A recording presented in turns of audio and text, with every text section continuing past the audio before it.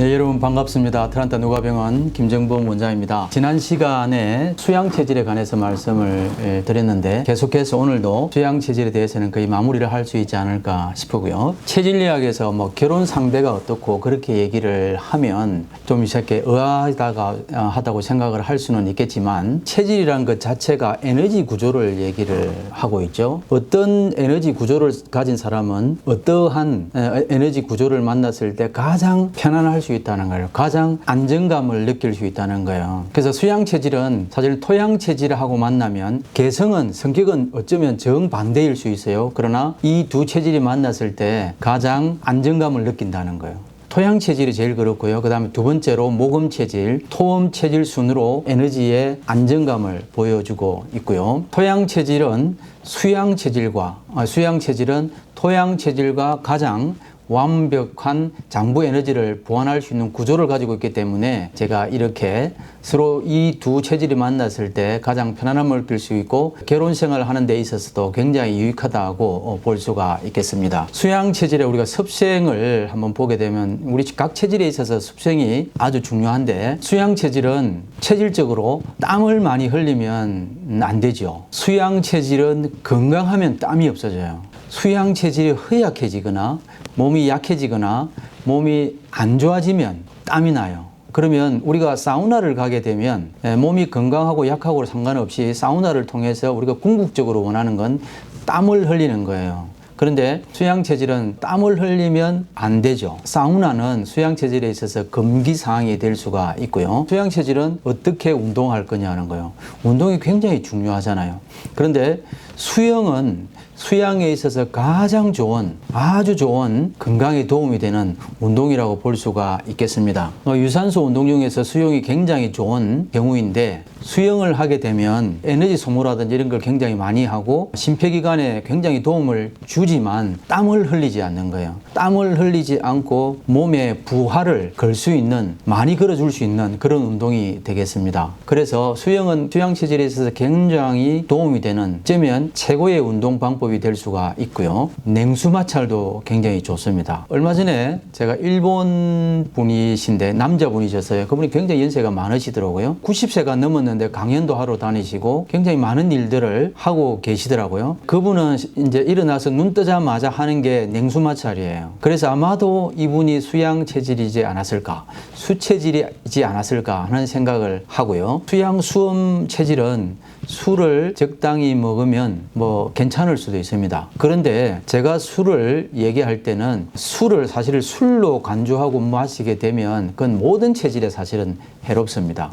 그런데 이를테면 금양체질, 금음체질 혹은 뭐 토체질이나 이런 분들은 포도주를 한두 잔, 남자는 2잔 정도, 여자분들은 1잔 정도의 포도주를 마시게 되면 그 적포도주, 이 포도주를 통해서 굉장히 건강에 도움이 될 수가 있습니다. 그것처럼 수양 수음 체질도 속이 냉한 체질이잖아요.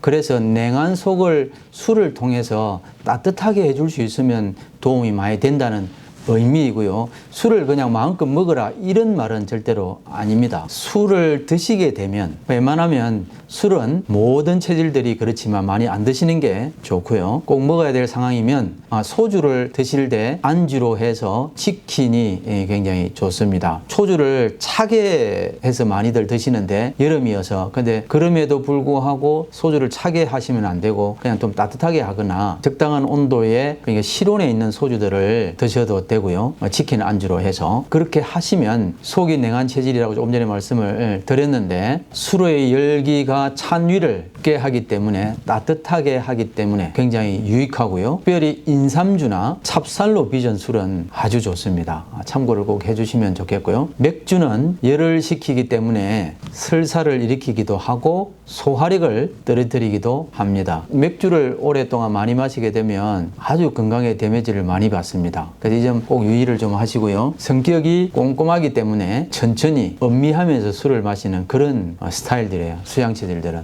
어떤 분들은 그냥 막 급하게 부어라 마셔라 하시는데 수양 체질들은 굉장히 음미하면서 나름대로 잘 마시는 그런 분들입니다. 이게 술을 많이 마시고 나서 사우나를 했다? 그러면 기운이 확 빠질 수가 있어요. 수양 체질들은 경계를 좀 하시면 도움이 많이 되겠습니다.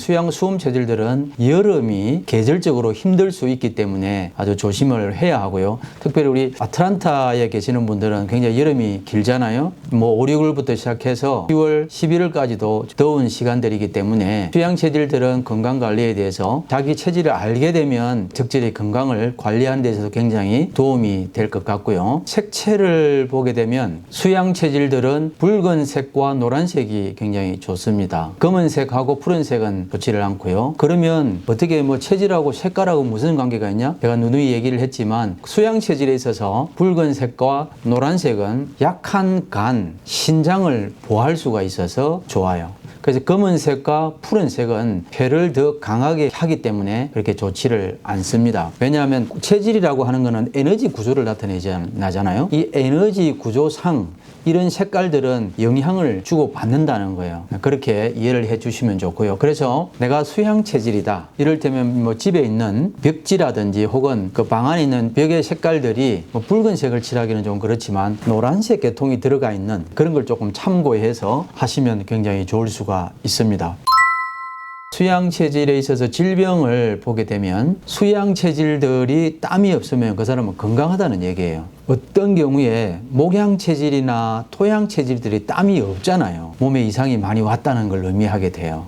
그래서 우리가 땀을 어떻게 하느냐에 따라서도 많으냐 적으냐에 따라서 건강의 기준이 될 수가 하나의 기준은 될 수가 있습니다. 수양 체질들은 건강하면 땀이 없고 몸이 안 좋아지면 땀이 난다는 거예요. 그렇게 이해를 하고 계시고요. 봄부터 여름에 약하고 가을에서 겨울에 굉장히 에너자이직하다는 거예요. 굉장히 액티브하고 활동력이 살아나고 그렇습니다. 저 같은 경우에는 목양 체질인데 겨울 되면 좀 움직이기가 싫어요. 굉장히 좀 움츠러드는 경우라고 볼 수가 있습니다. 땀이 적은데 땀을 많이 흘리게 되면 아주 피로가 와요. 손발이 찬 경우에 수체질이 아주 많습니다. 우리가 손발이 찰 때는 수종 냉증이라고 그렇게 얘기를 하는데 결론적으로는 손발에 혈액순환이 안 되는 거예요. 저희 병원에서 진료를 하면서 외국분이신데 수양 체질이에요.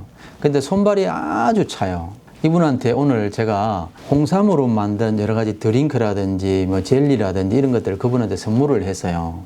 그래서 이제 체질 진단을 하고 수양 체질에 맞는 생활을 하면서 점차 몸이 좋아져 가고 있는 중인데 저한테 몇 주 전에 액자를 2개를 병원에 선물로 가져오셨더라고요. 참 이게 고맙고 감사해서 제가 오늘 선물을 그분한테 드렸는데 이분이 액자에다가 한글로 자기가 오랫동안 자기 건강을 위해서 기도했는데 닥터김을 만나고 나서 이제는 몸이 좋아지게 되어져서 너무 좋다고 감사하다고 그렇게 글로 써서 액자로 만들어서 가지고 왔더라고요. 오히려 제가 더 감사하더라고요. 그렇게 표현해주고 그런 상황들을 제게 알려주기도 해서 우리가 신경학적으로 설명을 하게 되면 그럼 왜 손과 발에 혈액순환이 안 되느냐? 혈관 수축이 와서 그렇습니다.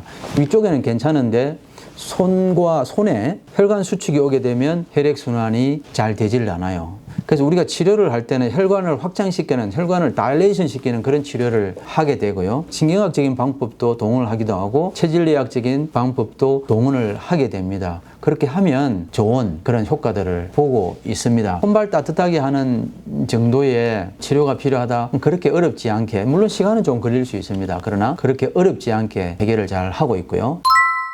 수양 체질들은 음식을 빨리 먹으면 소화가 잘 안 되잖아요. 천천히 드시는 분들이 많으세요. 저희 병원에 계신 우리 매니저 선생님도 수양 체질이신데 굉장히 천천히 안정적으로 잘 드시더라고요. 오히려 그분한테 제가 식사하는 걸 배워요. 저는 요즘에 가능하면 국을 먹지를 않으려고 해요. 제가 국을 이제 요즘에는 잘 안 먹는 이유가 첫 번째로는 국은 주로 이제 국물이잖아요. 밥을 말아서 이렇게 해서 먹게 되면 대부분이 음식을 오래 씹지를 못하고 그냥 대충 해서 삼키게 되잖아요. 그렇게 해서 소화에 문제가 될 수가 있고 그냥 식사를 하면서 국이나 물이나 이런 음료수를 많이 마시게 되면 소화하게 하는 효소들이 희석이 되어져서 소화력을 굉장히 떨어뜨리게 만듭니다. 이제 물에 말아서 그냥 넘기게 되고 그러면 가스도 많이 같이 들어가게 돼요. 특히 한국의 국물이나 찌개는 굉장히 짜잖아요. 짠물 것들이 많이 들어가 있기 때문에 나트륨이나 이런 것들이 워낙 많아서 그래서 몇 가지 이유에서 저는 강하게 추천하기를 그냥 뭐 한 30대 후반 40대를 넘어가면서는 웬만하면 국은 많이 드시질 않는 것이 좋겠다 그런 생각들을 지금 하고 있습니다. 음식 부분에 대해서는 다음에 아마 말씀을 드려야 될 것 같습니다. 그 질병이라든 이런 부분들에 대해서는 보완을 좀 해야 될 수 있을 것 같기도 하고요. 오늘 강의는 여기서 마치고 나머지 수양에 관해서는 다음번 강의에 말씀을 드리도록 하겠습니다. 여러분 안녕히 계십시오.